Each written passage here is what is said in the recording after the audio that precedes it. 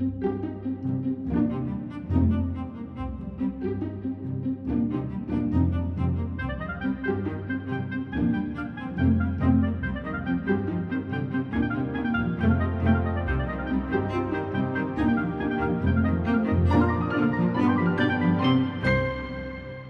welcome to Framework. I am Al Schwartz here at the very ass end of 2022 to ask John Bernard, what do we learn?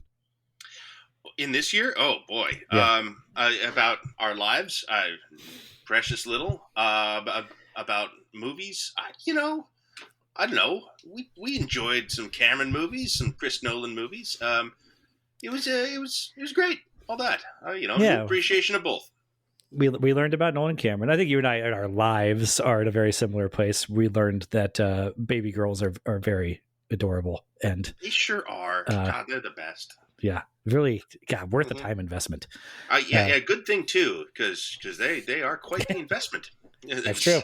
It's a lot up front. There's a bit of that, okay, the first season's not so good. This first couple months, you gotta power through the first couple months. And then they start happy you did that part. Yes. Uh-huh. They find their footing somewhere in season 2. Anyway, and then I don't know, culturally, I guess we learned that being a maverick multi-billionaire doesn't mean you're smart. Yeah. Dramatic portrayals of that in film and in reality that we can all just enjoy and point at and gawk at. And yes. Well, to that end, we're just going to do a little bit of wrap-up, cleanup, try and talk about stuff we saw or did in 2022 that we didn't talk about in other episodes. Starting with me, last night I watched The Glass Onion, the Knives Out sequel, which is all about that dumb billionaire issue, and is sort of incredible for how it must have been written and produced a year or two back, but feels extraordinarily timely for, that the last 2 months of 2022, were defined by billionaires stepping on rakes everywhere you looked. Yeah. I mean, it's not technically about Elon Musk. It's just sort of that all the stuff he was talking about was then dramatically represented and portrayed in real time by Elon Musk in the 3-month lead up to this film. Yeah, I mean, look, Musk did it to himself, but it's 1,000% about Elon Musk. I mean, it's the stuff that is mostly about Elon Musk, though, is the stuff that would have happened after the movie was written and produced, though. Yes, it's incredible how he I don't know. I mean, he's more Musk than Zuckerberg, though. Even if you take it back a year or two before before they're blowing billions on Twitter and Meta. Just his vibes are that he's a little more interested in looking cool and being part of seen as the part of pop culture. Musk is way more interested in hosting Saturday Night Live than Mark Zuckerberg. Which we know because one did and one didn't, and Zuckerberg's check would have cleared too. Oh yeah, SNL would have loved to have Mark Zuckerberg host, I'm sure. Yeah. And that's the vibes that you get from the Edward Norton character in Glass Onion. But I guess let's take a left turn here. Did you like Glass Onion? I did. I definitely liked it. I think it's very good, actually. I think it's a lot of fun. Not perfect. I actually think Knives Out might be a bit better, technically, but I'm very taken with Daniel Craig's performance. I think he's enormously funny in this, especially in this one, and that went a ways for me. I think it's a very good movie. I think it's solid. I think they're about the same in my books, and they have the same strengths, same weaknesses. Strength being that you're right, Daniel Craig's Benoit Blanc is a very fun character to be around, and maybe Glass Onion gets a little bit of an edge because I feel like he's a little more central to this one. Yeah, I agree. Good choice. And but the downsides is that they're just enormously entirely contrived. They're whodunits. I mean, that's the whole point. Yeah. Yeah, but a whodunit, I don't feel like there's any way into actually solving any of this crap because it's. I agree. If you're looking for a mystery to solve, Glass Onion is not that. You don't even know what the question is until an hour into the movie. And, right. There's no dead body until an hour into the movie, and And that's not even the dead body we're investigating, as it turns out. Yeah. Yes, it's not. And then we're doing flashbacks for 45 minutes, which is, a choice, I guess, that the original one kind of did too. But well, the first one's a mystery. The first one you can actually kind of figure out, and it functions in that way. This one does not. And that's okay, though. And I think it actually works with the central conceit of this guy. The entire mystery is, the answer is he's stupid. If that is the ultimate reveal, it is. I mean, you can't not know Edward Norton is behind going in.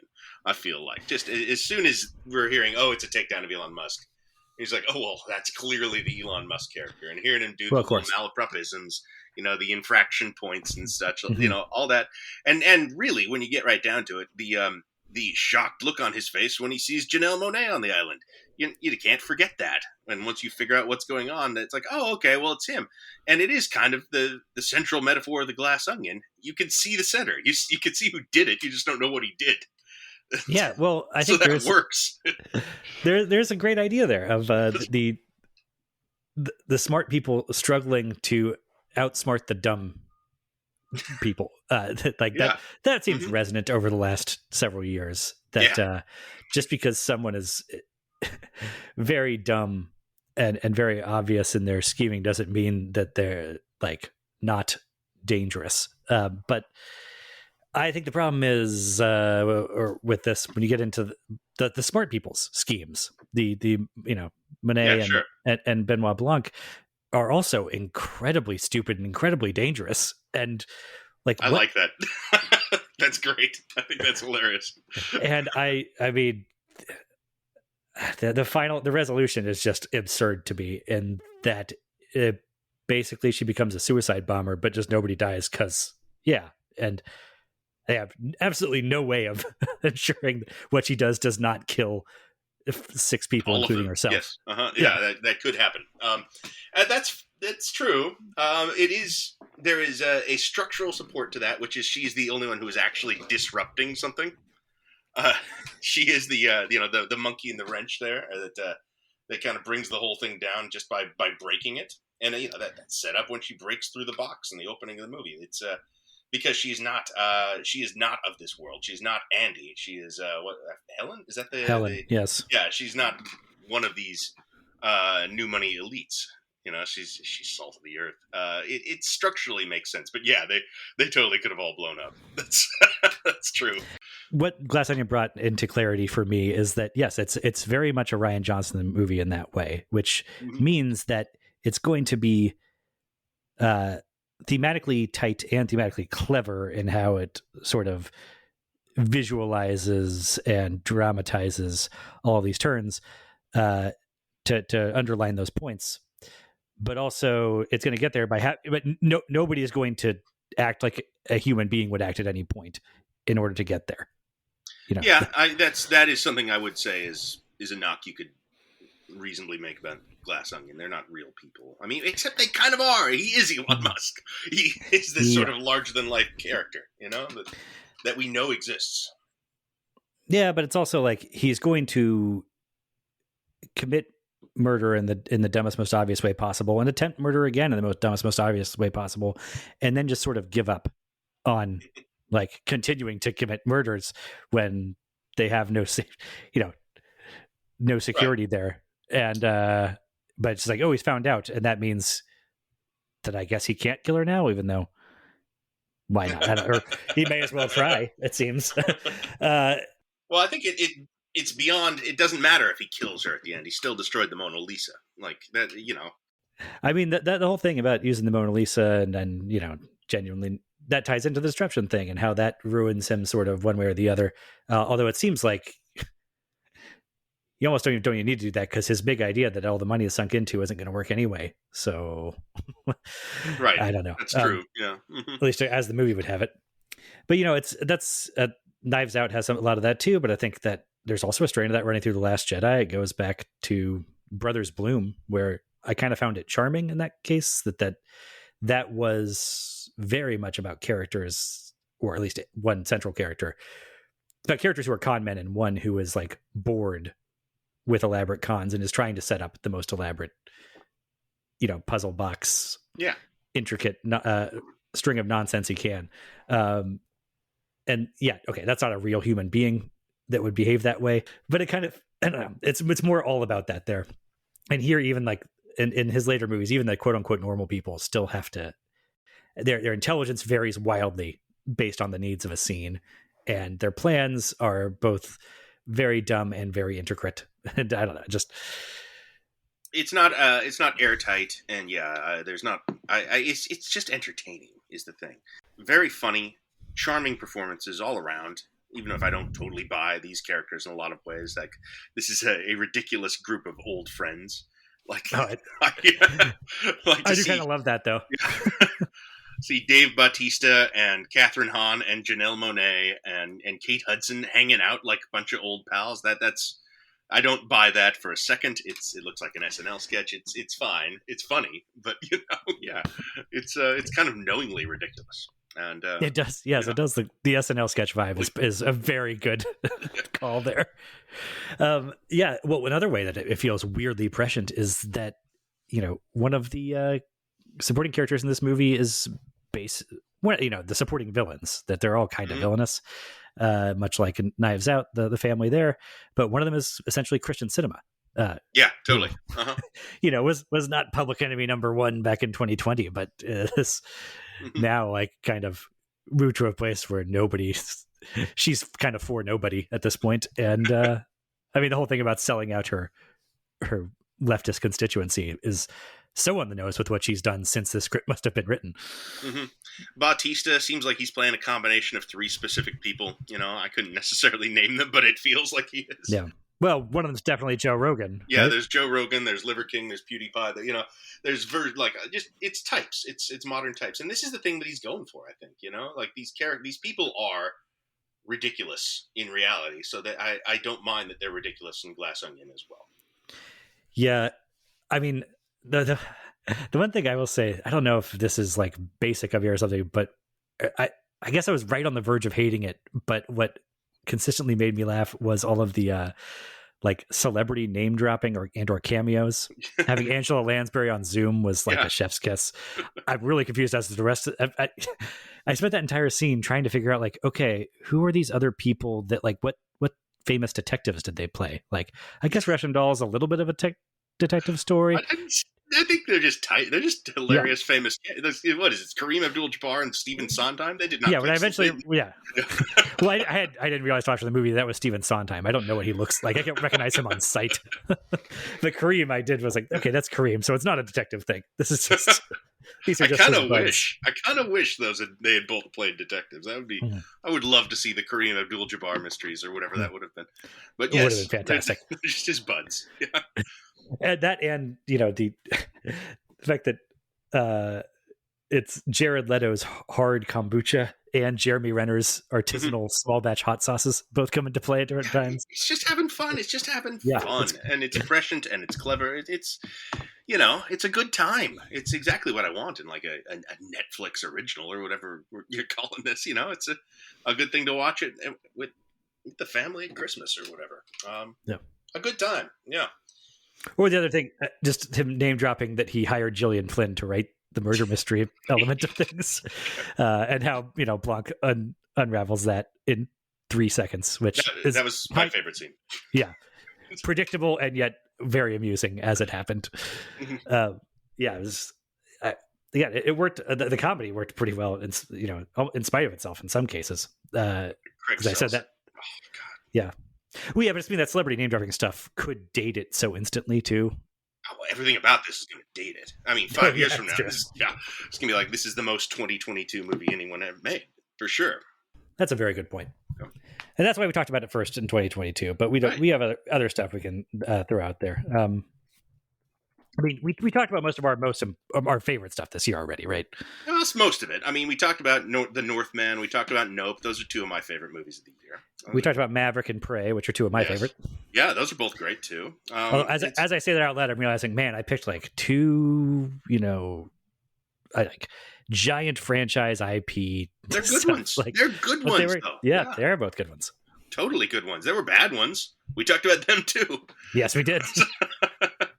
And but those are the ones I think that I'll have cause to revisit.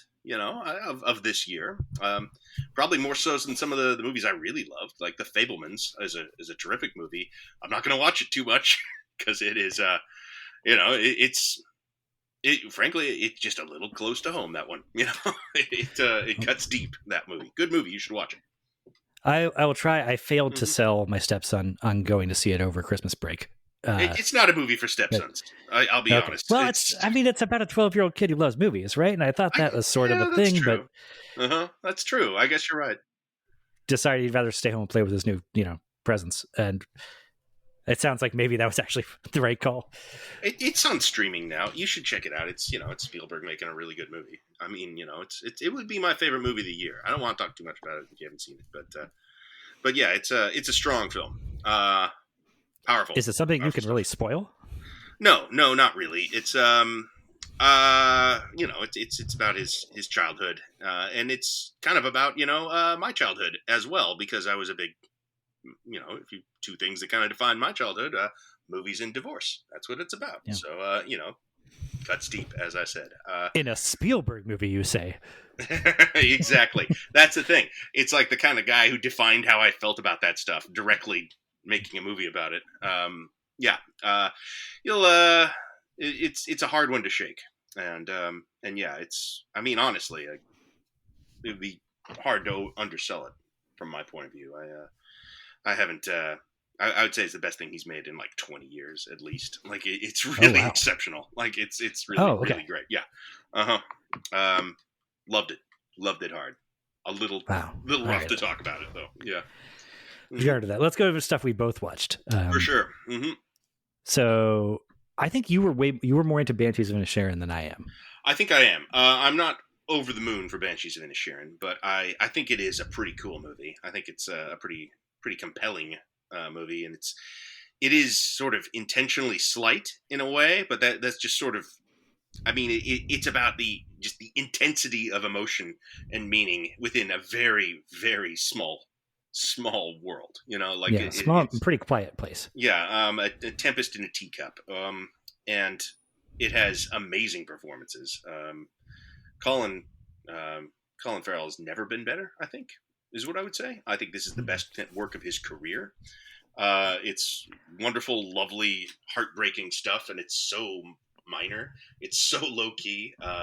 He's playing a likable guy, a kind guy who's also got problems. He's got sort of issues that aren't apparent immediately, and by the end of the movie you're kind of like, oh, I get why Brendan Gleeson does not want to be friends with him anymore, because he's likable until somebody tells him they don't like him, and his inability to process that makes him more unlikable as goes on. Like it's feeding the beast somehow. That by the end of it, yeah, you're right. You see what Gleason was talking about. I mean, at first, he seems just incredibly obtuse and cruel in the opening. He is though. Like that's the thing. They're both at fault in this. I mean, especially Gleason, really. Yeah. But they're both kind of neither of them are handling their shit correctly, and as a result, everything just keeps getting worse. It just keeps snowballing, and just perpetuating a sort of a cycle of violence. I guess it becomes violence. Just a cycle of cruelty, I guess would be a better way of putting it, and it's just sort of inescapable because of who they are. It's a very good movie. I wanted it to be funnier. That is, I think, the issue I have with it is Martin McDonagh is a man who is capable of hilarious dark comedy writing, and this one is, it's funny. But it feels like this story could have accommodated some more darker, maybe even darker comedy. Maybe not more violent comedy, but sort of deadpan, dry dark comedy. And it's you're right. It's this movie can't not live in the shadow of In Bruges, which is one of my favorite movies of the century, and one of the funniest too. Like it's an incredibly funny movie, and this one is not even in that league. Neither of any of his past films been, actually. I think In Bruges sort of sets a standard of comedy that McDonagh has not been interested in chasing, I guess. It does. It ties it back to Glass Onions made too. Is I guess the common thread here this year is sort of accepting like, oh, these are both Ryan Johnson and Martin McDonagh are filmmakers whose like debuts, or at least I don't think I ever saw The Pillow Man or whatever it was. Good. So that one's hilarious. That one's really funny. But In Bruges and Brick, or even Brick and Brothers Bloom, like I just love those movies, and I've slowly been realizing like, oh, maybe like, do I love this filmmaker or do I just like those movies? Like, because there's been diminishing returns for me, even though they're still recognizably in the same milieu that these guys are doing. Good. Well, Martin McDonagh has written many plays, and some of them are amazing. Some of them are like there are plays he's written that I would say are definitely better than In Bruges, even like within that métier. I think he is as good as anyone working right now. In Bruges is wonderful. It is also kind of just like a Tarantino ripoff, that we were getting so many of, in the late '90s, early aughts. It has the form and shape of that, and just kind of is excellent anyway. And yeah, it's got more, but it's got that it's loquacious hitman. I guess it's not.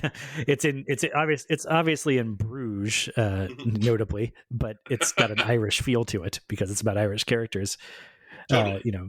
And it is. I don't know. It feels, I guess, less like a knockoff that way. I mean, I suppose we had the anglicized Tarantino stuff with the Guy Ritchie movies. Yeah, too, I don't want to shit on it by calling it a Tarantino ripoff. I mean that is a broad brush, obviously, and it's doing quite a bit more. But it's just in a tradition of a lot of. Well, a lot of it was subpar, but I don't mean it necessarily as pejorative of kind of movies that were getting made for 10 years there. No, but I think it's an interesting thing to look at because, I mean, you're right. It's not like I didn't know what you meant when you said that. Right. But it feels different to me. And why does it feel different than other Tarantino ripoffs? And I think it's because... It's really good. It's well written. Well, it's of course really good, but I think McDonagh and Tarantino just have such radically different interests underpinning things, where McDonagh is more spiritual, Catholic, and Tarantino is very, very secular. That we did a whole Tarantino series that unpacking how movies are his religion. And so that's all he cares about. And they're you would think like The Hateful Eight would be an obvious place to put religion in. There's none. Right. That's interesting. Yeah. And I think that gives it enough of a different identity that it, even though it's clearly sort of working in the same mold in some ways, it feels like a totally different flavor. Oh yeah, well, totally different, but a different. Well, it's. I mean, you could, if you want to, you can call it, just playing within a subgenre. Sure. In the way that Glass Onion is, a variation on Agatha Christie, even. It's not Agatha Christie. Has very different kind of interests and goals, but it's in the shape of it. So yeah. Well, and the one thing I do like about Banshees of Inisherin is it is a sort of completely unique movie type. It is not in a mold. It's not in a subgenre that we are familiar with. When every once in a while those come around, I mean, maybe Three Billboards falls into that too. Although that's another one that I'm ambivalent about. I always think of Ruben Östlund's Force Majeure as an example of one where it's like you read the log line to that movie and you go, oh, I have never seen that movie before, but that's definitely a movie. Speaking of other things that we, haven't seen before, well, is Everything Everywhere All at Once, is that a unique movie, or is multiverse enough of a thing now that it's just like, oh, it's, Into the Spider-Verse, but with... I believe it's time-stamped in 2022 pretty hard, just by its multiverseness. But no, I think it's a pretty unique thing. I mean, it is definitely composite pieces. There's a lot of Amblin in there. There's certainly some of the new superhero films in there, and well, I mean, some explicitly, it's like, okay, here's the Wong Kar-wai section. Yes, exactly. Yeah, and that's cool. That's what's fun about it. It is a glorious mashup. It's so many different things at once. It's a real buffet of cinema. That's what was so great about that. And the characters also. I love a lot of things that movie is doing. Me too. I love that the Santa Claus from I Think You Should Leave is in there. He is. Oh yeah, the guy who played Santa Claus is a customer at the laundromat at the beginning. Oh, well, did he do a good job? Yeah, he's great, and Oh, yeah, well, it doesn't matter. He would have got no, paid anyway. exactly. It doesn't matter, but and they cast him apparently because of the line "cosmic gumbo," which they thought was a really good description of Everything Everywhere All at Once, and described it as such in the Daniels, the directors I'm talking about. That, you know what it is. It's very, if it is appropriate anywhere, it is to describe this movie. Yeah, it's a cosmic gumbo. But okay, so in terms of like, you know, all out gonzo maximalism in filmmaking this year, I'd say Everything Everywhere All at Once also ties into RRR. Wait, is it RRR? Or three R's or 4 R's? I think it's It's 4 R's, right? Not 3? It's 3 R's. Oh, okay. I guess the filmmaking is so maximalist, I'm just throwing extra R's on too. Right. But in both these cases, like, you know, I'm kind of blown away by the creativity and verve on display, and also kind of exhausted by like the last half hour or so of these experiences. For sure, they're both long films. RRR is 3 hours plus, I believe, and it's like it's a lot. You know, they built an intermission into that though, didn't they? Like, not when I watched it on Netflix, but yeah, I mean, I think if you saw it in theaters, yeah, it was intended, you know, to be like a Lawrence of Arabia type experience. It's fun. It's super good. Some people were extraordinarily taken by it. I was more just like, yeah, this is a good time. You know, yeah. I don't know if it's gonna hold up for me. I haven't revisited it. Yeah, I wish. I mean, there was probably some very thin happy medium there where it needed to be praised really highly to get me over the hump of, yeah, I'm gonna watch Indian movies that I don't usually do, and I'm gonna start with this 3-hour, you know, musical action extravaganza. But also, like, at a certain point I was like, okay, like, yeah, it's a good movie, it's fun, but I don't know, the rapturous response to it I felt a little bit on the outside of. I mean, it was different, I think. I mean, I say that even as it is a very modern film with a lot of, like, I mean, modern action movie sensibility to it. You know, the action in it honestly feels very MCU to me in a lot of ways. All the CGI animals and stuff, that doesn't feel like it's some sort of completely outrageous thing. It's just really well done modern action.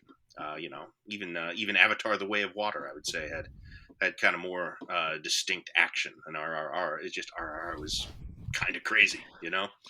RRR's action's even more cartoony than Marvel in some ways. Another way it's similar to Everything Everywhere All at Once is they both feature big climactic scenes of people like riding on other characters' shoulders as they like scurry around through an action sequence.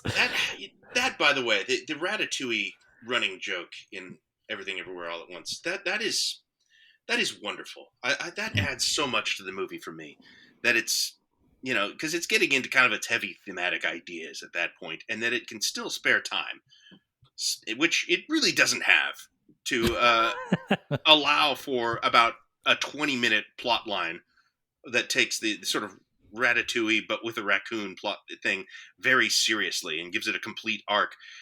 That is so great to me. That is one of the great things about that movie. Like, it is hilarious that it can kind of take you out of it to be like, no, my raccoony friend. Like, they can do that. That is wonderful. I love that about this movie.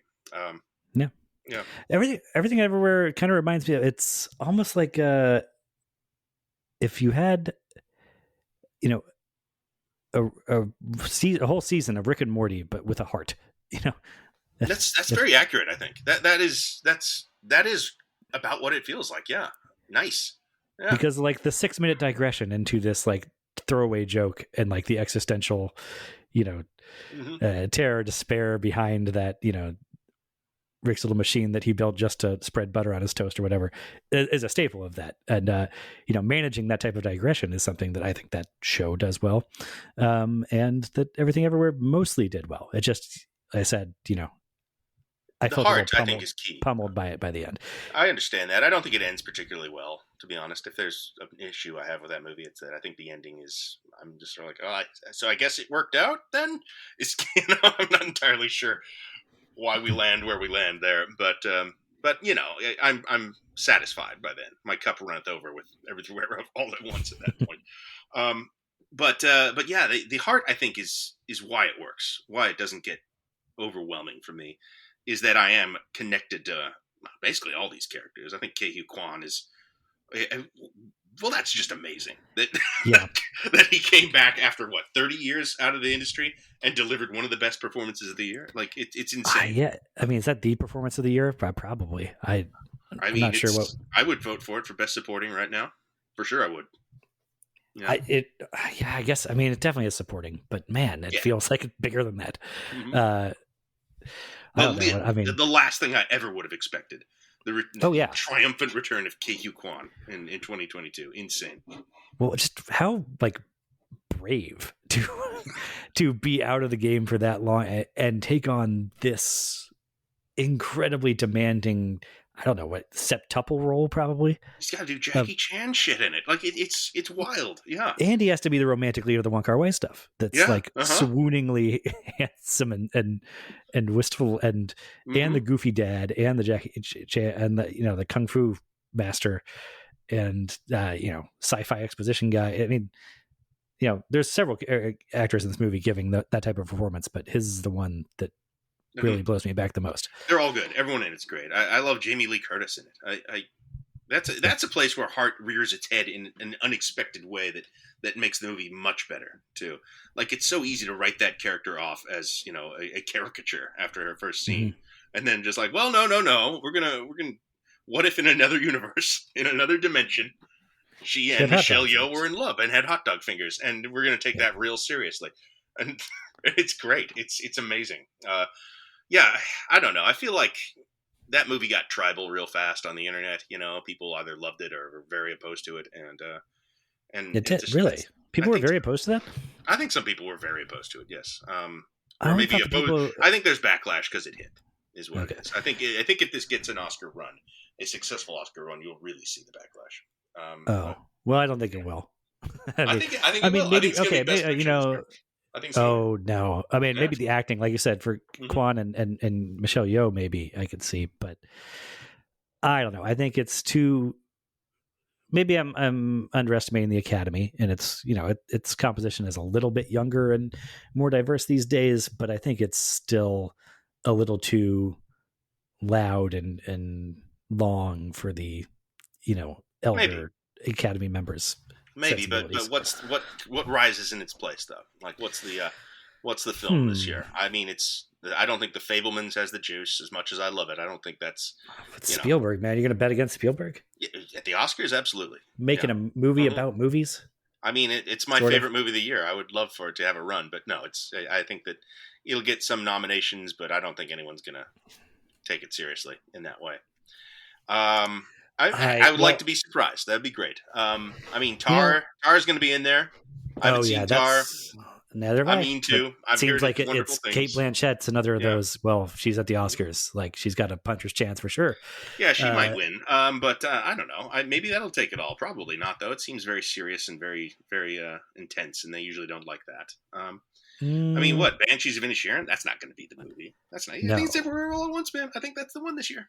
I think they like intense and dark better than they like whatever the hell everything else. Slow motion leaps onto a butt plug with soaring orchestral music behind it. I mean, but I could be wrong. I mean, and maybe I'm not talking about this in terms of like actual Oscar predictions, and more like, well, I kind of hope not. That does feel like the worst thing that it could happen to that movie for my estimation of it, because you're not wrong. That's a bad thing usually for a movie like this to win Best Picture. Not good. Yeah. Because then it's almost like the great part of that movie is how it doesn't take itself that seriously. Even though you're talking about these parts that it takes very seriously, but even then, it's got kind of a tongue in cheek. But it knows they got hot dog fingers. Yeah, it's gonna make a point of the hot dog fingers. Absolutely. And they shoot mustard.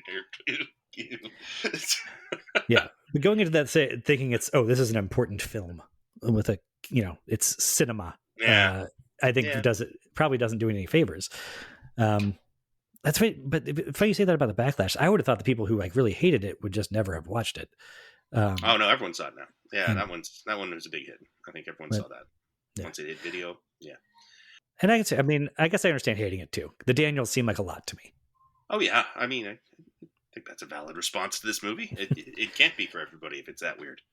None of Yeah. these, that's the thing. I don't know that. I mean, the movies that were for everyone this year. I mean, that's Top Gun Maverick. Yeah, that's about That's it. yeah, and that probably should get nominated. Honestly, it's a pretty exceptional movie. It is. Yeah. Hmm. I mean, I we have a whole episode about that, and I was yeah. resistant to the very concept of it, and yet it might have been the best movie of the year. So, I mean, Hmm. the last movie I wanted to talk to you about that I think we both saw was Barbarian. Yeah, we did. Hmm. Yeah. This opens the horror of 2022 conversation. So yes, Okay. Well, I don't Barbarian. know. Hmm. Well, there definitely. Maybe should we start with the ones I haven't seen then? Well, I can just do a quick hit list here. Yeah. Okay. X and Pearl. The Nope. Ty West low budget slasher. Well, the first one's a slasher movie. The second one is a sort of a serial killer character study, I guess you'd call it, in the style of Gone with the Wind and Wizard of Oz, kind of 1930s era Technicolor serial killer. God, it's fun. Is it set in the 1930s? Yes. Uh huh. Oh, Yeah. okay. Hmm. Who's in that one? This stars Mia Goth. Both of them star Mia Goth, in fact, in dual roles. And she is an actress I've never much liked before this year. After watching these movies, I would say she gave the best performance of the year. This is Is my she pick for Ty best West? actress. Is she like the muse of Ty West? Is Maybe she in all of his now. stuff? She's not in any of his movies up until this year. Now she's in 2 with a third one on the way. Hmm. And they're both great. You could probably make an argument for either being better. Personally, I really liked Pearl, the 1930s serial It killer sounds one. a little more unique. It is super unique in the horror genre. It's a blast. I mean, a woman going crazy is not a completely unknown topic in horror films, but it's certainly more unique than X, which is kind of just a superlative meat and potatoes slasher film, I guess you'd say. It has some twists. It has a neat conceit. I mean, I'm going to spoil the conceit for you now. It's a reason to watch the movie. Okay. The character that Mia Goth plays in X, well, she plays 2, actually. She plays the lead, a young, aspiring porno actress, your final girl. And she also plays the septuagenarian murderer, the old lady who lives on the farm they're shooting the porn on that goes on a murder rampage, the slasher, if you will. But they tell you up front that, Mrs. Voorhees is the killer here. It's not like a big reveal that, oh, no, it's the old lady that... I mean, it's a bit of a reveal. What they don't tell you is that Mia Goth is playing both of them. She's covered in old age makeup, and you only find out that Mia Goth is playing both roles if you watch to the end of the film, in the credits. Otherwise, they don't reveal it. And then the entire point of the movie is the old lady is a crazy person who is jealous of the porn actor's youth and is feeling the sting of aging, and so she is fixated on the younger version of herself, played by Mia Goth as well. And then Pearl, the follow-up. So it's basically the same movie as Top Gun Maverick. Yeah, kind of. It kind of has some reverberations there for sure. And then Pearl is about that character as a young woman, and so they're actually connected. Yeah. Okay. Yeah, they're great, man. I can't recommend them enough. They're really cool. The other one I really like, the other horror movie I really like to want to mention is The Menu, which is kind of like Glass Onion, actually. It's a satire of how awful rich people are, and how much we need them to be punished. And, so wait. Is this was there was The Invitation a different movie this year? Yes. Or recently. Yes. Okay. Which is so the same thing. Yeah. The Menu is the dinner party one that's got like Ralph Fiennes or something, right? Yeah, it's got a great crazy chef. Okay. Anya Taylor-Joy, Nicholas Hoult, other people too, like John Leguizamo, Janet McTeer. There's a lot of people in it. It's very good. And that is it. It's kind of a horror movie. It's more of a dark black satire. It is a comedy, and it is sort of an eat the rich, discreet charm of the bourgeoisie style, just takedown of wealth and pretension. And what's kind of fun about it is they let you know very early on that Ralph Fiennes is a serial killer who is going to murder everyone there. It is not a reveal. It's not treated as a reveal. Like 20 minutes in, I believe somebody's just like, "Oh no, everyone here is going to die." No, let's be clear about that. Everyone here will die. Let's just determine how that's going to go down. And the fun conceit is Ralph Fiennes plays a Jigsaw style, or maybe Seven style movie serial killer with a master plan, with an elaborate art fixture, kind of like, he's going to set up, like Hannibal. Yeah, he's a Hannibal villain. Yes, he's a Hannibal villain. Everything serves a purpose. There is a Rube Goldberg style plotting to the entire evening. Everything means something. And then Anya Taylor-Joy plays a character that shows up and was not supposed to be there and was not accounted for in his elaborate scheming, and that irritates and flummoxes him for the whole movie. And the Glass Onion parallels are also there. Oh, very much. It's a private island that they get to on a boat. It's very much a Glass Onion style thing. And so that's the menu. That's a good movie. I think I actually prefer that to Glass Onion. If you get right down to it, they're both they're very similar. They play well together. I think the movie got a bit slept on just because it's sort of a weird comedy horror thing that you don't often get, but it's very good. It's actually nominated for Golden Globes, oddly enough. That's a dark, like, horror comedy, especially in that vein, the satirical vein. It's not like the splatter, gory, type of thing. It's a tough sell. It's a proper satire, which you just don't get much anymore. Yeah. Because it would appeal to people who aren't into like straight up slasher horror, but yes. I think in order to get them into the seat, they still have to sort of buy in to like risk that that's what they're going to get. You think watching it like, we're headed towards some sort of cannibalism thing, right? And yes. No, there's actually no cannibalism in it, which would fit honestly, but it's not there. It's not particularly gory. It's definitely a comedy. It just sort of has the form of a horror film. It's closer in spirit to Glass Onion. It's just a lot meaner, it has a lot more of an edge. I recommend that one to people. I think it's a blast, and it's the kind of movie you don't see anymore. Just doesn't get made. And that's kind of what I would say about 2022. It's full of a lot of kind of unusual movies. In fact, I would say the things that let us down this year were mostly like the things you expect, the comic book movies, those big things, the stuff I liked. There was a lot of unusual movies coming out this year, like Everywhere, Everything, All at Once, and even Top Gun Maverick is kind of it's just an old style thing. They don't make them like that anymore, except of course it is a legacy sequel, which they make all the time. But otherwise, all the stuff that would end up on my top of the year list, The Northman. Things like that. 3,000 Years of Longing. They're just these weird, unusual movies that just, we just don't see often anymore in this streaming era, and that's why I think it was such a good year for film. Well, I mean, do we not see them anymore, or is it just maybe we do?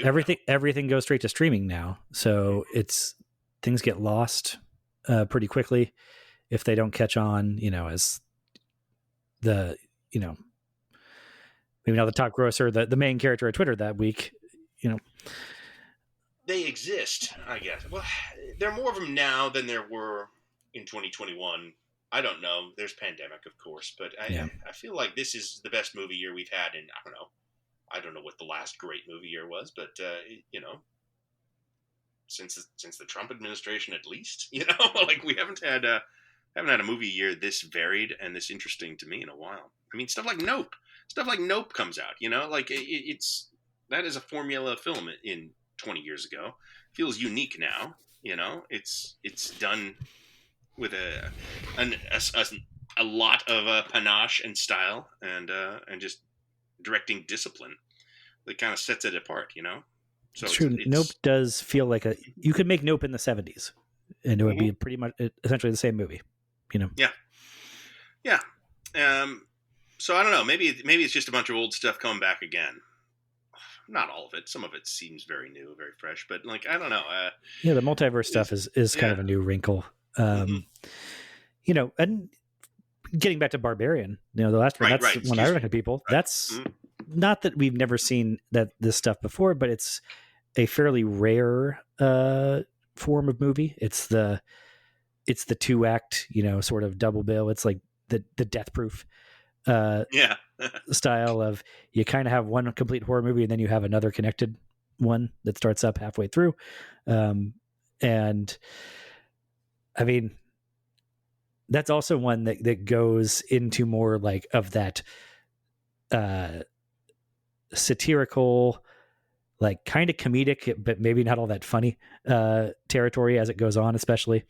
Yeah, the Justin Long character is getting laughs. He's yes, that is a comic character for all intents and purposes, and it's what the movie needs at that point. It kind of signals the movie stops being suspenseful and starts being exciting. I guess becomes a different kind of movie in that way.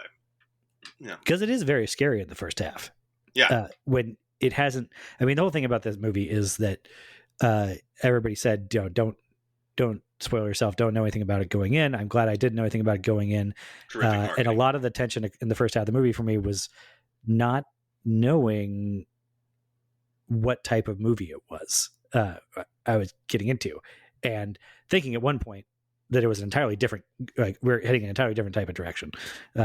And if they sold it on what it was actually about, it would have been so much less effective. I mean, absolutely. Yeah. I mean, it will just that it withholds that from you for like an hour, first off. And then just the marketing around it, which is maybe the best marketing of the year in some ways, just allows you to kind of experience the reveal and the mystery of it while you're watching it. I mean, that's a great example of a movie that could be spoiled for you. Absolutely. That could be ruined. So. You know, everything working in tandem to make that a unique experience. And it deserved the success it got as a result of that.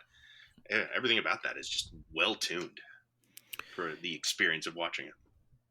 Yeah. So maybe we shouldn't talk about it in too much detail because yes, it is. I mean, definitely a recommend, but also best to go into it clean. Yeah, but it's a good one. Yeah, and it's not like, really good kill in it. It's not over the top in a way I think would be off-putting for most people. I think this is a manageable horror film. I think it threatens to be more than it is. I don't know. My tolerance is higher than most people. I think you're yes. If we're talking to the normies here, it's a different story than if you're talking. Yes, if you're a horror head of any type, you can handle it. But if you're my wife, for example. Okay, yeah. I flipped a coin about whether I should take her to that or Banshees of Inisherin, and I'm glad that I went with Banshees. Good one in a movie, a year of good horror movies. A lot of really solid ones. There were other ones that were good too. Smile's a fun time, real formulaic, but it's a good time. Yeah, I didn't see that one either. Mm-hmm. You just want to meet, a regular horror movie. It's a pretty good one. Scary. I mean, it's got a good image, sort of exactly. associated with it. That's half the battle with some horror movies is just getting that into your head, and the poster does that. Horror's kind of got a little renaissance going on right now. I don't know. Maybe it just feels that way to me. There's a lot of good horror movies every year now. It feels like. Maybe it feels like that happens like every 5 years, though, or so. Yeah, yeah. I guess I don't know. It's such a resilient genre. There's so much you can do with it. And it's good return on investment too, from what I understand. So there'll always be horror movies, and as a result, there'll probably always be good horror movies. Yeah, I think that's definitely a factor of it. The return on investment thing, because it tends to be cheaper to make, and because of that, you can both get a lot of it. So if you get some experimentation and hands off from the investors and the meddling, so that you can try some different take some swings over there. That maybe you can't take in the Star Wars universe. Right. Well, they should make a Star Wars horror movie then. Clearly. Yeah. I mean, you could take a few steps in that direction and keep things PG-13. I'm just saying. I mean, Nope could just be a Star Wars movie if they wanted. Yeah, pretty much. You could do that. That could take place on Tatooine. Anyhow, but maybe that takes us over to the TV space, because I wanted to talk. We did over the summer a whole sort of like grab bag of TV shows we're watching, but there's a couple that we never talked about this year that I would like to go with you. I mean, I don't know, what did you have a favorite show of the year? Like, I guess it's Andor. No, it's Better Call Saul. Yeah, those are my two favorites. Better Call Saul has to be the better season of television, but Andor was such a surprise. Like I expected such greatness from Better Call Saul and I expected nothing of Andor, and so one overperformed and one met expectations, which unfair standards Right. sold them to. But Right. what are you gonna do? Well, I mean, also just knowing this is the end of the Albuquerque crime saga, Yeah, as far as, I mean, almost certainly, right?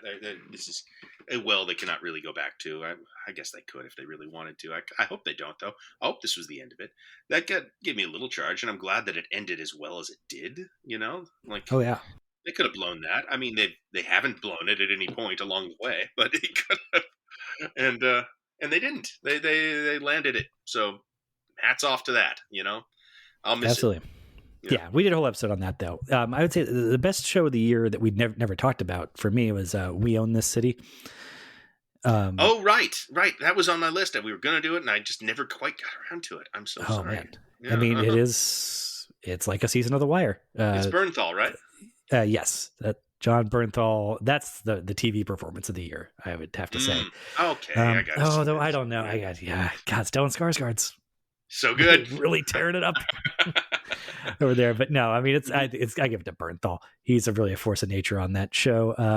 Glad to hear that. Yeah. It is not as emotionally engaging as The Wire, in that it feels a little more, well, because it's more, especially non-fictional. It is based on true story. They're using people's real names, so it's not as directly emotionally engaging. In terms of like, there's characters that you're really invested in, but it is it's TV for adults that does not talk down to you at all. It might drop a lecture on you here and there, right? I'm sure. But it's David Simon. Yes. You're learning something, and you'll probably feel bad afterwards. But it speaks in the 8th grade English when it does it, so you can follow it. It's maybe, if I have one gripe with it, that it plays around with the temporal structure a little more than it needs to, so it's a little harder to parse than maybe it needs to be, just because that is the fashion now. Yes, it is. It is jumping back and forth in time without always like giving you a timestamp on, and you just got to kind of go by somebody's haircut of like, that's a 2011 haircut, right? Or is this a 2015? But that's it's a little rough. But sort of like the Albuquerque crime burst, though. I guess Vince Gilligan wants to keep making noirish, darkly comedic crime shows in Albuquerque for the next 20 years. By all means, go ahead. And if David Simon and Ed Burns want to keep making docudramas about the deterioration of the American state and inner city crime in Baltimore for another 10 or 20 years, like, yeah, as quick as you can get them to me, I'll keep doing it. I think in both cases, that wasn't necessarily what they wanted to do. It was just sort of the thing that came together, right? I mean, I know Gilligan was trying to do he was trying to do a Jonestown series that just never came together, and there was some other thing he was doing. I forget. It was like I don't remember. It was some sort of like, well, they're a couple guys in the Midwest. They got a truck. I don't even remember what that one was, but there was like a cast and everything. Nothing came together except Better Call Saul and I mean, David Simon. I mean, what's he been doing since The Wire? It's kind of just trying to get stuff to come together. Well, he did Generation Kill. He did Treme for several years. Oh, Treme, yeah, right. I like Treme. I've been meaning to come back to Treme. Should I do that? Should I check out Treme again? I don't know. I'm never going to. I decided. I watched a year and a half of it, and it just, it didn't have the crime hook or the genre thing to like, oh, got to see what happens next. I enjoy culture. I enjoy all the music and the food and the spirit of New Orleans. I want to go back to Treme. Yeah, that's nice, but I can't, eat the food when I'm watching the show. Right. That Oscar Isaac one he did was good. What was that? Show Me a Hero. Yeah. Good. And there was The Plot Against America. Also, that was him. Good. That was him. Yeah. I didn't know that was him. So yeah, he's done several ones, miniseries design, one-off single season shows. It's not like they got canceled, but those are all pretty good. But the Baltimore ones are the best. Quite hit the zeitgeist. The Baltimore ones are the best, though. We Own the City is the best since The Wire. Interesting. Okay, that's enough for me. I'll check it out. All right. What else TV? What else Well, TV? we didn't talk about the finale of Atlanta. You know, I've never seen a single episode of Atlanta. Are you kidding me? No, I never have. Ooh, man. I've heard good things. It's on my list. Yeah. Yeah, it's the embodiment of a lot of a type of TV that I lost patience for a long time ago, which is comedians trying to be art house auteurs. But, like Louis. It's like Louis. Yes. It's Donald Glover's Louis. Okay. That's an entire genre unto itself. And right. Mostly I find it just pretentious and obnoxious. But I kind of like those. Well, when they're good, they're good. And this is really, it's got a sense of surreality that a lot of them don't. That one, I think a lot of these type of things, the auteur comedian shows, they want to be sort of grounded slice of life stuff to like. Really had surreality too. Sure, not to the extent that Atlanta does, from what I understand. No, well, yeah, because Atlanta sort of dabbles. It's in a little bit of horror here and there, and it's got a little more, I guess, street cred, for lack of a better term. That like it is plugged the grounded elements, the slice of life stuff is grounded in a culture and like area of life that most fairly affluent comedians don't have access to. That sounds good. So it's not just like Comedy Store LA alt comedians right doing just sad clown stuff. I mean, my take on it, without ever having seen it, was like I understood it probably had come somewhere from Dan Harmon, the Dan Harmon School with Donald Glover, and there was sort of a not really. I don't know, a surreality quality to that. So I kind of just like it is a Donald Glover extrapolation of Community stuff. Is that off base? No, because it's not anywhere near the level of goofiness of Community, although it sometimes does incredibly goofy things. But I don't know. It's got one that's just an entire episode that's just sketch comedy, basically. It is can get pretty goofy. It's all over the place, but it's got more Twin Peaks in its DNA than you would expect. That's one way to put it.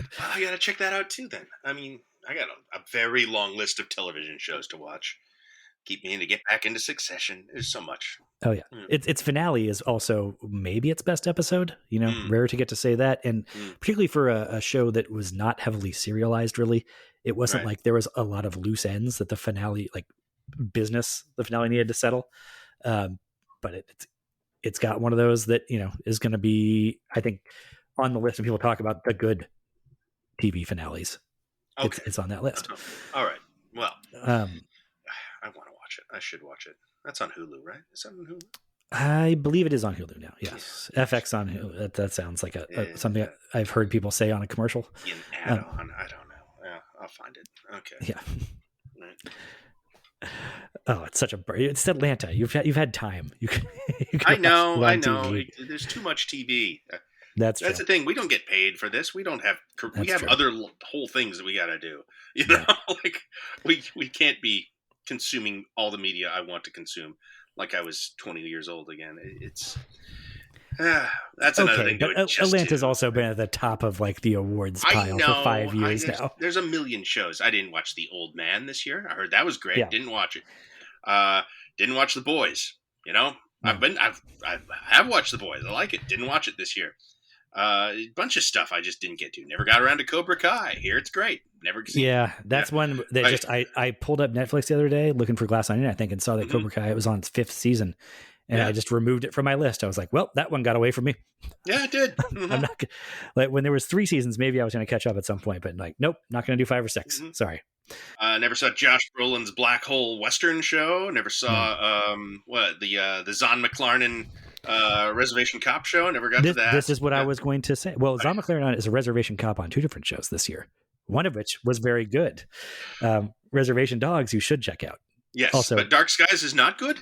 Dark Winds was I was gonna mention as like probably my biggest disappointment this year. It's like it feels like it's got all these pieces that should be great. That it's a detective like a noirish detective thing set in the 70s on an Indian reservation. So it's got a unique, interesting, setting. Sounds great. For hard-boiled detective stuff. And it's got Zahn McClarnon being the hard-boiled detective, who is phenomenal. And what it's missing, though, is just like a single memorable line of dialogue in any of like the 6 hours of it I watched. You want that. You want that to feel like Justified or something like that. Right. Yeah. I'm going to mention Justified here in a few minutes, but okay. But that was just disappointing to me. And it had, for some reason, it was produced by George R. R. Martin, and it was more McLaren that was selling me on it than that. But I was like, that's got to help, right? Well, they're based on the Tony Hillerman novels, right? I've read a few of those back in the day. They're good. They're pretty much, they're mystery novels taking place on a reservation. They're solid. So it seems like there's a foundation. Those characters have like long roots. That's it. That's the other thing that gave me some confidence about it. I was like, oh, it's got source material that people, I mean, somebody like George R. R. Martin is a fan of, obviously. And, but it wasn't bad. It just was missing some final piece to slot in to make it like where I needed to see what happens next. Well, art's hard. Art is difficult. So it is. You don't always hit. And maybe that feels like it might, I don't know, without having seen it, it feels like a show that could come back and find its groove in another season. That's true. I'll need to see a good review before I jump back in. All right. The one thing I don't know if you watched this, but if you haven't, you absolutely should. There was a whole season of Documentary Now this year. No, I remember it was coming out, and I was excited to watch the Werner Herzog one, and I never got around to it. Okay. I was just going to the Werner Herzog one is incredible. It is. It must be. God, I love it. It's Alexander Skarsgård, the Northman himself, playing Werner Herzog. Okay. As he's filming a documentary about the hill people of the Ural Mountains, remote Ural Mountains in Asia, raising yaks, and also to continue getting financing for this documentary, agrees to film the pilot for a CBS sitcom in the village there, with like a Three's Company type sitcom. I gotta watch that. Yeah, I gotta see this. If it was just Alexander Skarsgård doing a Herzog impression, like talking about the harsh life of the mountains, that would probably be good enough for half an hour. But when you throw cousin Greg from Succession in as like a former washed up child star that was cast as the best friend in this show about like 3 Men and a Baby type show, it's really something special. And the other ones, they're all good. None of them are bad. Yeah, I mean that show's always good. That Cate Blanchett episode from the previous season, that was something else. That's probably the second best one. I mean, I think the co-op cast album one is amazing. Yeah, one of the best episodes of TV that's ever existed. Have you seen the thing that's based on the? No, Sondheim? I haven't, but I just love it. I don't so need. I am sure that John Mulaney is doing like a really good actually channeling of some actual theater prick, but it doesn't matter the specifics of it because it's just like, doesn't matter. I get this guy. It's Richard Kind, isn't it? That one's great. Richard Kind's great. Yes. It's amazing. Good show. And that is sort of a miraculous show that is so much better than it has any real reason or right to be, It's just sort of this gem that exists and I just haven't got around to watching it. Like that's how hard it is with just the media landscape currently, and of course our own lives. It is made specifically for you, though. That's I think what. Okay. Why you had to get? I mean, for people like us, Top of the list. Got it. Mm-hmm. Just from the sound of it, I got to get around to that. Okay. Yeah. Mm-hmm. I would say 2 of the 6 episodes this season I was not that taken with, but it's fine, whatever. Even the bad ones of that, I'm glad I watched them. The one about like this what is it, the Norwegian city that has Al Capone Day or whatever that one was, not the best. Or the guy who's obsessed with the Far Side. Yeah. That's what it is. Even the ones that I'm not as taken with, it's like, oh, this is like hewing a little too close to like just straightforward recreation of a documentary. And then like twice in the 20 minutes, there's something that just floors me with how funny it is. But anyway, that wasn't the funniest show of the year for me, though. Uh, What was the funniest show of the year? the funniest show of the year for me was The Bear. Okay, another one I have not seen. I heard about it. I heard it's like Uncut Gems. That's what I heard Yes, about The Bear. it is. That is the vibes of it. And this is why it's so funny to me, because it is Uncut Gems, but set in a Chicago Italian beef joint. It's the equivalent of like running a New York hot dog stand. Like, this is what's so incredible. It is, you know, I've seen a lot of people put it on like top 10 lists and everything. And like saying that Jeremy Allen White, who plays, I guess, the titular bear, is like one of the performance of the year. And he is doing this like nervy and intense 1970s, like channeling Dustin Hoffman type of performance. And he is this tortured artist, and he's got this fuck up cousin who's sort of like the Johnny boy from Mean Streets guy, played by Evan Moss-Baccarat, who was our favorite supporting character on Andor this year also. Incredible performance by him. And the emotions run so high, and they're living on the edge trying to keep things afloat. And it's done so intensely and sincerely, and yet it's all in service of putting roast beef on a bun. And like I have walked in to one of these Italian beef places in Chicago at least once a week for the last 15 years, handed them $8 and gotten roast beef put on a baguette. And like, with never in 15 years has there been a single shot fired. Never have people been screaming at each other. There's never been a fire. Nobody's no, I don't know. Nobody's served a paternity suit at their cash register. Like, it just, every time it made it, I wasn't laughing so much during the show as I was going to lunch the next day and seeing how not dramatic it is to put meat on bread. All right. I mean, I understand that's a pretty quick watch too. I've got to give that a shot as well. Like, I probably knocked that out. I don't even know if you do. I want to watch it. I want to watch all these. It's brutal. Okay. There's nothing going on in January. I can watch these in January. I mean, it's this and John Carpenter movies. That's all I'm going to be watching in January. Well, there's a lot of John Carpenter movies. There are a lot of John Carpenter. And apparently a lot of Atlantas that you have to catch up on. I guess, yeah. Atlanta, The Bear, documentary now. Where do I start? I'm leaning towards documentary now. Documentary now is the smallest bites. You can do that. You know what you're getting into there more or less, but also like you can, you can watch those in any order with any. You don't have to retain anything from one to another. I would say Atlanta is the one that you like. Okay. You are most culturally deficient if you leave that behind. I don't know. What if I'm just like, yeah, you know what? I think it's time to run the entire Boardwalk Empire. That'll be what I do. Well, I didn't know. I have been tempted to do Boardwalk Empire again just because I've seen Stephen Graham in a couple of things recently and been reminded of like, he was pretty good as Al Capone on Boardwalk Empire. There were so many good parts of that show. Yeah. And I'm thinking like, man, maybe I'd really like to see Richard Harrow again.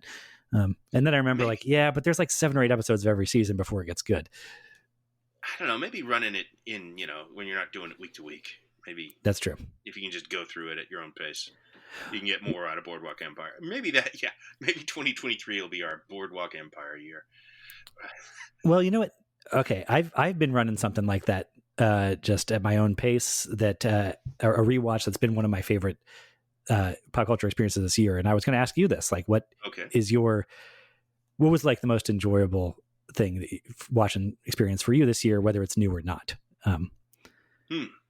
For me, we did a couple of rewatches. I'll go first so you have a little time to think, but yes, please. One, the rewatch of the Sopranos that we did for the podcast, that was really great. And that show totally held up for me and shocked me getting to the end of it, that I got to that finale that's been out there for 15 years. And I always had the opinion about, and this time it totally changed my perspective. I have a completely different opinion on the finale and the big question of what happens at the cut to black than I did before. And I just, I expected the show to hold up more or less, but I did not expect to have that big of a change from that rewatch. So I'm really glad we did that. I mean, here's the thing. My big rewatch this year was also The Sopranos. I was just Mhm. kind of a little behind the eight ball, and I was kind of playing catch up behind you guys. So I wasn't quite up to it when you were talking about it, but I did just watch The Sopranos this year and had a Yeah, blast doing so. So that was my big rewatch this year. So that's sort of my answer, I'm afraid. But, understandably. I mean, we were using those episodes to patch in when you had a newborn at home and right, couldn't get in. So, that's fine. But the other one, after The Sopranos, I was looking for something else to rewatch. When I started rewatching is Justified, because there's going to be a reboot of that coming up. Oh, that good idea. I would enjoy rewatching Justified, I think. And that show rules, right? It's a good ass show. It's just so entertaining. Just minute to minute. It's so much fun. How far did you get in there? You finished? I am in the third season currently. I'm not going to stop. But third's my favorite. I enjoy that season. I had always taken the sort of conventional wisdom that the second season was the far and away the best, and it is good. It's a marked improvement from the first. Right. Just they sort of sort out their villain issues and structure, how they want to do a season long villain, which really helps. They got and I think also like from then on out they can get some really good character actor pulls on the casting end. There's some good ones in the first season, but then everybody wants to work on that show at a certain point. But I'm in the third season, and man, like that's a good one. And the big villain there is really more of a unique figure, like a type of villain you don't see very often and you don't see pulled off very frequently. Which I don't want to get spoilery, but the way that he like is not a master like of the universe, he kind of presents himself as like the new criminal mastermind, and then has a bunch of setbacks and keeps getting knocked down a peg and just keeps getting more and more unpredictable and dangerous as he has sort of served up defeats. Like that's a tough needle to thread, and I can't think of a better example of a series doing it with a villain than that. In a career of over-the-top villain performances, that is without a question the defining villain performance of Neil McDonough's career, I believe. Yeah, he's wonderful there, really wonderful. Have you heard the rumor theory that he might be back in City Primeval? I have done my best to avoid hearing anything specific about that. It's nothing official. It's nothing official. It's just speculation at this point. I'm not to the end of the season yet. I have a hard time picturing how that would be. I mean, it's question. If you get past the question of how is he alive, then there you run smack dab into the question of how is he not on death row. Well, he might be on death row. I mean, look, it's speculative. Of course. Yeah. So it's probably not true. But sorry to ruin it if it is. No, that's no. I think I had heard that. I just haven't been paying much attention to it. But that's I tried, much like a legacy sequel. A reboot is kind of the same way, and I try to keep my expectations tamped down. Right, but man, there's no reason they couldn't just go back in and pick up where they left off with Raylan Givens. Exactly. There's no reason. Yeah, and that's the role. I don't know. Is that the role of Timothy Oliphant's career? I think so. Seth Bullock is the thing. Yeah, but Deadwood was not Seth Bullock's show the way that Justified is Raylan Givens' show, and I think Raylan Givens is sort of really underrated. Like that is one of the best TV characters of the last century, I guess, of this century, I should say, not the last 100 years exactly, but.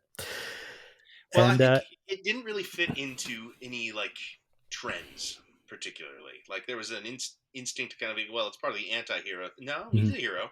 He has some dark edges, but like no, it kind of stood on its own. There aren't a lot of shows like it. Certainly not at the time. I guess in the history of television, you can point to cop shows that had a similar vibe, but no, I don't know. I mean, it's just this Elmore Leonard thing has never really been captured quite as consistently. Yeah. I mean, Out of Sight and Jackie Brown, I think, did a good job of capturing it on film. But yeah. Yeah, exactly. This was that every week in long form like this. Yeah. And and it was at a time when especially for cable crime dramas, the prestige dramas, what serialization was what they were all about, and it embraced like the episodic form to a much greater degree than your Boardwalk Empires or whatever else, the Shield or Breaking Bad. And In fact, I think you could probably say something about how like there's never been somebody trying to capture the voice of of an author as effectively. I don't know. Like the thing that jumped to my mind is the Stephen King pastiche Castle Rock that they right. attempt. It's just a complete failure, just a ball chicken fail loss in all regards, and that's usually how it goes when they try to adapt. I don't know. I mean, I'm a big fan of the Fargo TV series, and I think it's done a very credible job of sort of capturing some Coen Brothers flavor there, but they're also a little too elusive to nail down to like a single voice even. So it's more literal too. It's more like well, the references Justified are, yeah. just feels like the writing like Elmore Leonard. Yeah, every episode feels like it could have been a Leonard short story or novella. And over the course of 6 years, that's pretty impressive. And, I do think Raylan Givens is one of the best performances on TV that got really overlooked. Because it's one of those things where I guess because the show is largely a comedy and it is sort of a comedic performance, but even when it's not comedic, the big part of that performance is how easy Oliphant makes everything look and how natural. As he's got much more theatrical villains dancing around him and all that stuff. And he's just got this laid back charm that doesn't lend itself, I guess, to Emmy reel, submission clips. But man, he's good at at that thing. What an ensemble that show had too. That really, one of the best ensembles, undersung. Have you got to Win Duffy yet? God, what a... Oh yes, Win Duffy's very much in this season. Loves Jerry Burns. Terrific performance. Yeah. Everyone's great. I've been struck a dozen times in this rewatch already. Just going to myself like, why the fuck didn't I see Natalie Zay in everything? She is so good, so appealing in this show and in this role that was like primed up to be the one that everybody hates. To be the Skylar White. Yeah. And she's just so freaking charming. Why do you keep being so justified, Raylan? All that, it's precisely. A lot of that. And I mean, and of course, Walton Goggins goes without saying. Everyone, the whole thing. Hey, we're definitely talking about this when it comes back. We'll do City Primeval when that happens. Big time, yeah. Can't wait. Do you know when that is? Probably soon, right? Probably in the spring. I want to say March, but ooh, that's neat. That's something to look forward to in 20. Hey, that's how we should end this. What are you looking forward to in 2023? In 2023, Justified City Primeval, yes. Justified City Primeval for sure on TV. We have Succession coming back soon. I gotta catch up with that. Yeah. That's when I find myself like I really like that show, but I'm trying to muster up some enthusiasm there. I'm like, did I lose track of like whether I care about those people at any point? Maybe a trailer will turn around. Foiled, right? I mean, kind of that's the whole point of it is. But it's also it's a type of satire. It's a type of satire where they're not going to like go down in flames. Like they'll still be rich at the end of that show and ruining the world. So that, I don't know. It takes a little like, there's always like one episode of a season of that show too that's like horribly depressing, I feel like. So it dampers my enthusiasm a little bit there. No, I don't know. I mean, I don't know when things are coming back at this point in a lot of cases. Like, I'm really looking forward to House of the Dragon season 2, but that could be 24. Not next, yeah. I think City Primeval is my biggest TV thing that I'm looking forward to. I'm really looking forward to Ant-Man 3, just because I want to see if getting the Kang into the mix, like, can they rewrite that ship? It is. I think it is a big year for the MCU when you get right down to it. Like they're in a more tenuous place than they've been in a long time. And but does introducing a new big bad straighten out some of the mess that we've been dealing with the last 2 years? I would say they need that to work. They've got Guardians on deck. That'll probably work. Fingers crossed. If that doesn't work, that's going to be a problem. They kind of got to right the ship this year. Or this whole thing is probably just about over, at least in its ubiquity. Or Framework might skip one of their movies at some point. Did we? We didn't do Eternals, did we? No, you're right. We didn't. Take that, Eternals. But yeah, I'm sure we'll do Ant-Man. I mean, I'm looking forward to doing stuff with you. Is the real answer? Is that I want to I want to talk about Justified with you. I'm looking forward to doing some John Carpenter and Carpenter. We're gonna have a great time doing Carpenter. I really think it's gonna be fun. And getting our video game episodes going. That's where we got. It's about time to do another one of those, and then I'm hoping we can speed up a little as we get into the more modern era, and maybe these replays are a little easier to pull off. Yeah, coming soon, Knights of the Old Republic 2. We're going to talk about it at length. Been meaning to for some time. And the one after that is Jade Empire. That's the one I've never played. So that's exciting. Not easy to play now. There's ways, but it's not easy. I was able to download it. My stepson started playing it. Oh, maybe I can find it then. Is it on Steam? It's got to be on Steam. Yeah. Well, I was able to download it on Xbox. Anyhow, this is in behind the scenes stuff. But yeah, Carpenter coming, Ant-Man coming, Knights of the Old Republic 2 coming. That'll be what we talk about soon. Yeah.